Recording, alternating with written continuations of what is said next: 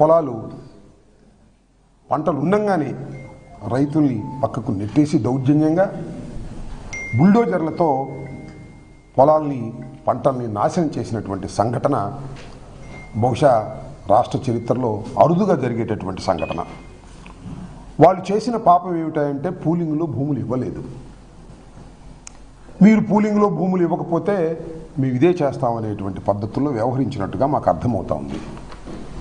వాళ్ళకి land acquisition నోటీసులు ఇచ్చారు, యాక్ట్ను ప్రయోగించారు.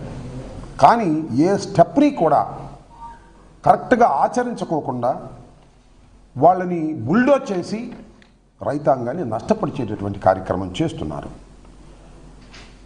దానితో పాటు రేట్ అసెస్మెంట్ కూడా చాలా దుర్మార్గంగా 2,47,000 రూపాయలు 2,47,000 రూపాయలు ఎకరానికి పాస్ చేసినట్టుగా అర్థమవుతుంది. దాన్ని ఈ 11 మంది రైతులకు కూడా ఏం చెప్పలా. బుల్డోజ్ చేసిన తర్వాత వాళ్ళ ద్వారా వీళ్ళ ద్వారా తెలుసుకున్నారు.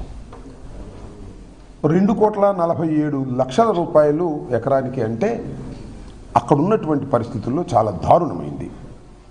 అక్కడ ఏ పరిస్థితులు ఉన్నాయంటే పక్కనే 7 కోట్ల రూపాయలకి మొన్ననే ఎకరం కొన్నారు. అన్నిటికన్నా మించి ఏంటంటే సీఎం రమేష్ గారు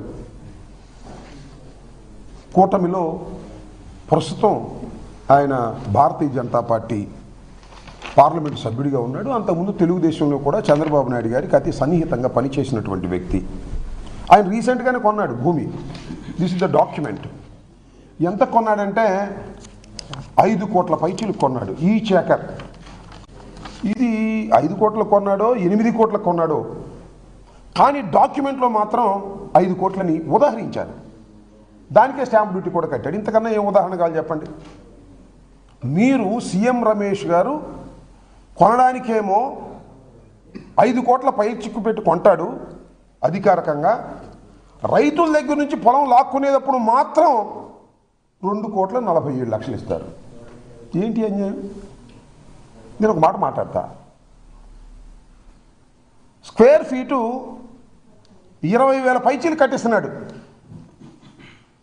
2 ఎకరాల 75 సెంట్లకి 6 కోట్లు 7 కోట్లు ఇస్తే ఎంత నష్టం జరిగింది ప్రభుత్వానికి చెప్పండి, నాకు అర్థం కాదా.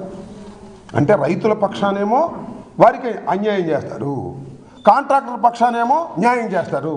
ఎందుకు కాంట్రాక్టర్ల పక్షాన్ని న్యాయం చేస్తారు? కమిషన్లు వస్తున్నాయి. రైతులు ఎవరిగా కమిషన్లు? మన లవకాష్ బాబుకి రైతులు వీళ్ళకి తలొక 7 కోట్ల 8 కోట్లు ఇచ్చారనుకోండి, 1 కోటి రూపాయలు లోకేష్కి ఎవరుగా.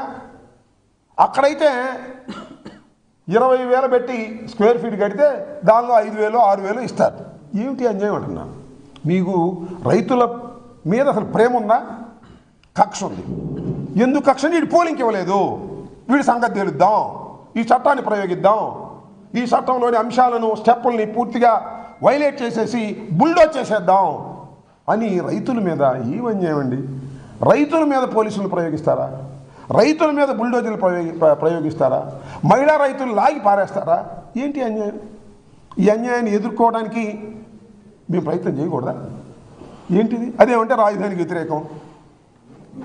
అంటే రాజధానికి వ్యతిరేకం అంటే మీరు రాజధానిలో మీ ఇష్టం వచ్చినట్టుగా రావణ కాక్ష చేస్తారా? రాజధానిని దౌర్జన్యాలు చేస్తారా? చట్ట ప్రకారం వెళ్తే ఎవడు కాదన్నాడు? పూలింగ్కి ఇచ్చినోడి దగ్గర తీసుకున్నారు, పూలింగ్కి ఇవ్వనోడి మీద ప్రయోగిస్తున్నారు. ప్రయోగించేది కూడా సక్రమంగా ప్రయోగిస్తున్నారా? రేట్ అసెస్మెంట్ చేస్తున్నారా? చేయటం లేదు. ఏంటి దారుణం? దీన్ని ప్రశ్నిస్తాం, చివరిదాకా ప్రశ్నిస్తాం, వారికి అండగా ఉంటాం. ఒక్క రైతు అయినా సరే. ఎంతమంది? ఆఫ్టర్ 11 మంది రైతులు. ఎంతో పొలాలు తెలిసాలి? 20 సెంట్లు 30 సెంట్లు 40 సెంట్లు ఎకరం ఉండోడు కొల్లాడు. వాళ్ళ మీద రాష్ట్ర ప్రభుత్వం పోలీస్ ప్రయోగమా, బుల్డోజర్ల ప్రయోగమా, మహిళా కానిస్టేబుల్ తీసుకెళ్ళి మహిళలు అయితే లాగేస్తారా? ఏంటిది? ఎంత అన్యాయం జరుగుతూ ఉంది ఇవాళ. దాని మీద వారికి అనుకూలంగా రైతులందరూ వచ్చారు. అవసరమైతే వాళ్ళ దగ్గరికి వెళ్తాం, వాళ్ళతో మాట్లాడతాం. ఈ బాధిత కుటుంబాలతో హైకోర్టులో ఫైట్ చేస్తాం. హైకోర్టులో న్యాయం జరగకపోతే సుప్రీంకోర్టుకు వెళ్తాం. మీరు చేస్తున్నది తప్పు అని చట్టబద్ధంగా నిరూపించేంతవరకు వైఎస్ఆర్ కాంగ్రెస్ పార్టీ వారికి జగన్మోహన్ రెడ్డి గారి నాయకత్వంలో అండగా ఉంటామని కూడా ఈ సందర్భంగా మేము చెప్పదలుచుకున్నాం. మళ్ళా రిపీటెడ్గా సమస్య వచ్చినప్పుడల్లా మళ్ళా రైతులతో సమావేశం అవుతాం. అంతేకాదు అడగని వారికి కూడా కాకితో కబురు చేసినా కూడా వారికి సహాయం చేస్తాం లీగల్గా. ఇవాళ పూలింగ్కి ఇచ్చారు, వాళ్ళకు కూడా ఏం న్యాయం జరగట్లే. వాళ్ళు కొంతమంది న్యాయం జరుగుతుంది, సీఎం రమేష్ లాంటి వాళ్ళకు, లేకపోతే రాధాకృష్ణ లాంటి వాళ్ళకు, తెలుగుదేశం పార్టీకి అనుకూలంగా ఉండే వాళ్ళకి మాత్రం పూలింగ్కి ఇచ్చి మంచి మంచి ప్లాట్లు ఇస్తున్నారు. కాస్త చిన్న సన్నకారు రైతులు పూలింగ్ ఇస్తే వాడికి చెరువులోనో గుంటలోనో ఉపయోగం లేని చోట ప్లాట్లు ఇచ్చేసాం అంటున్నారు. వారికి కూడా న్యాయం జరిగేంత వరకు వాళ్ళు మాట్లాడలేకపోవచ్చు. ఎందుకంటే ఎంతమంది రైతులు ధైర్యంగా వచ్చి మాతో మాట్లాడతారు. ఇవాళ ఒక పక్కన బుల్డోజ్ చేస్తుంటే కేసులు పెడుతుంటే ఒక సంవత్సరం ఆగండి. ఆ పూలింగ్కి ఇచ్చిన రైతుల సమస్యలు కూడా వాళ్ళు భరించలేక బయటకు వచ్చేసే పరిస్థితి ఉంటుంది. ఖచ్చితంగా ఇవాళ అమరావతిలో రైతులకు అన్యాయం జరిగే విధంగా పూలింగ్లో కానీ లేదా ఈ ఎక్విజిషన్ చట్టంలో కానీ అన్యాయంగా అక్రమంగా చేస్తున్నారు. చివరికి వాళ్ళు చెప్తున్నారు ఈ ఆఫీసర్లు బ్రోకర్ అయిపోయారంట. వాడు ఎక్విజిషన్ చేయడానికి రావట్లా.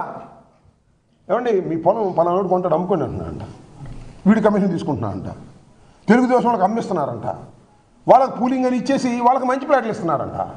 ఇదంతా ఒక రకమైన ఆర్గనైజ్డ్గా చేసి అక్కడ రైతుల్ని అన్యాయం చేసి రైతుల్ని కొంతమంది తెలుగుదేశం నాయకుల చేత కొనిపించి బ్రోకరైజ్ చేసి సిఆర్డీ అధికారులు కమిషన్ తీసుకుని కేసులు ఉన్నాయి కావాలిస్తాయి. మీరు కాదని చెప్పనండి, పేర్లతో సహా చెప్తాం. వాళ్ళ దగ్గర ఉన్న రైతుల దగ్గర మాకు చెప్పారు పేర్లతో సహా సిఆర్డీఏ ఎంప్లాయీస్ వెళ్ళి రైతుల్ని బతిమలాడి మీరు అమ్ముకోండి, పలానా సుబ్బారావుకి పలానా వెంకయ్యకి అమ్ముకోండి అని అమ్మించి ఇది తీసుకెళ్ళి పూలింగ్లో ఇచ్చి వాళ్ళకేమో చంద్రబాబు నాయుడు గారు ఇంటి ఏరియాలోనో ఆ పక్కలోనో మంచి చోట్ల పూలింగ్ ప్లాట్లు ఇచ్చి ధనవంతులు చేసే కార్యక్రమం చేస్తున్నారు. పేద రైతులను అన్యాయంగా ఇబ్బంది పెడుతున్నారు. ఈ అన్యాయంగా అక్రమంగా రైతాంగాన్ని ఇబ్బంది పెట్టేటటువంటి ఈ ప్రభుత్వం మీద చివరి దాకా పోరాడతాం, వారికి అండగా ఉంటాం. ఎవరైనా సమస్యలు ఉంటే ఖచ్చితంగా వారిని అడ్రస్ చేయడానికి మా లీగల్ టీం చాలా స్ట్రాంగ్గా ఉంది.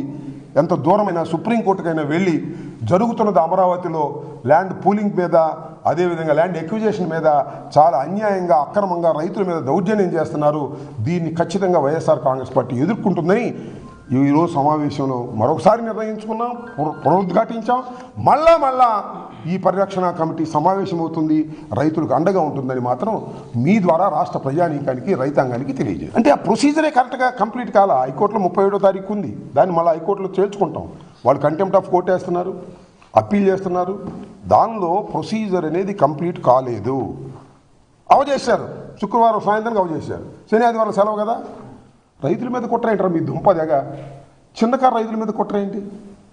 శుక్రవారం సాయంత్రం మీరు అవార్డు పాస్ చేసామని చెప్పేసి ఇంటింటికి తిరిగి ఇవ్వడానికి ప్రయత్నం చేస్తారు లీగల్ ప్రొసీజర్ని కంప్లీట్ చేయడం కోసం. శని ఆదివారాల్లో కోర్టు ఉంటుంది కాబట్టి వాళ్ళు కోర్టుకి వెళ్ళలేరు కాబట్టి శని ఆదివారాల్లో బుల్డోజర్లు దించుతారు, పోలీసులు దించుతారు, కాకి బట్టలు వేసుకున్న వాళ్ళు దించుతారు, డ్యామ్ డూమ్ అని దబాయిస్తారు. ఇది రైతుల మీద ప్రయోగించాలా పోలీసుల్ని? మీ శక్తిని చిన్న రైతులు, వాళ్ళు పెద్ద రైతులు కూడా కాదు, 2 ఎకరాలు 75 సెంటు 11 మంది రైతుల మీద మీరు పోలీసు యంత్రాంగాన్ని ప్రవేశించి కుట్రలు చేసి ఏంటి ఫెయిర్ గవర్నమెంట్ లేకోకుండా ఫెయిర్గా రైతులతో చేయొచ్చు కదా. రైతులు పిలవచ్చు, అయ్యా మీకు 2,47,000 కాదు, మన సీఎం రమేష్ కొన్నాడే 5 కోట్లకి, దానికన్నా ఇంకో 10 కోట్లు ఇస్తామని చెప్పొచ్చు కదా. ఏం పోయింది నీ సొమ్ము? అప్పు తీసుకొచ్చే కదా దోచిపెడుతున్నావు. రైతులకు దోచిపెట్టి తప్పేంటి? నేను మాట చెబుతున్నా, మొత్తం అమరావతిలో ఉండవల్లి ప్రాంతంలో ఉన్నటువంటి రేట్లు ఎక్కడ లేవు. Very near to the Vijayawada 7 కోట్లు ఉంది ఎకరం. ఇవాళ మధ్యవర్తి వచ్చుకోండి 7 కోట్లు, 8 కోట్లు ఉంది, ఇంకా తగ్గింది ఇప్పుడు ఈ మధ్యకాలంలో. అలాంటి భూముల్ని, ఏదో చిన్న భూములు అంటే అది వేరే విషయం, నీకు సంబంధించినటువంటి వాళ్ళని తస్మదిలికి మాత్రం బ్రహ్మాండంగా డబ్బులు ఇచ్చేసే కార్యక్రమం చేస్తున్నావు. ఇలాంటి చిన్న రైతులను అన్యాయం చేస్తున్నారు. ఆ చిన్న రైతుల మీద, నిజమైన రైతాంగం మీద జరుగుతున్న దాడుల్ని తీవ్రంగా ఖండించి వారికి అండగా ఉంటామని మరొకసారి పునరుద్ఘాటిస్తున్నాం. వాళ్ళు మాట్లాడాం కదా, వాళ్ళు కూడా ఇవాళ లేరు. యాక్చువల్గా వాళ్ళు కూడా ఇవాళ ఎంక్వైరీ ఉంటే అక్కడికి వెళ్ళారు. డాక్టర్ గారు వాళ్ళని లీడ్ చేస్తున్నారు, కన్నారావు గారు, వాళ్ళతో ఇందాక మాట్లాడాం. వారు హైకోర్టు, సుప్రీంకోర్టు కూడా లీగల్ టీములతో వాళ్ళు ప్రయత్నం చేస్తాం. అందరూ కలిసికట్టుగా పనిచేస్తాం. ఎవరైతే బాధితులు ఉన్నారో వాళ్ళందరి తరఫున పనిచేస్తాం. వారితో కూడా మాట్లాడుతున్నాం, వాళ్ళతో కూడా కోఆర్డినేట్